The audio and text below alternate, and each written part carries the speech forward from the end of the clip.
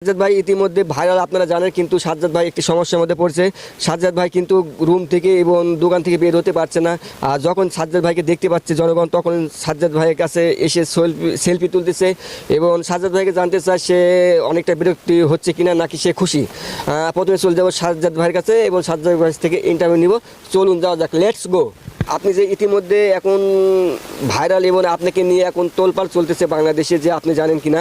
আর ইতিমধ্যে কিন্তু আপনাকে যখন দেখতেছে তখনই কিন্তু আপনাকে ছবি তোলার জন্য পাগল হয়ে যাচ্ছে দর্শকরা, এবং আপনি যখন বাসা থেকে বের হচ্ছেন এবং দোকান থেকে বের হচ্ছেন তখনই কিন্তু আপনাকে নিয়ে অনেকে কিন্তু দেখার জন্য সবাই আগ্রহ।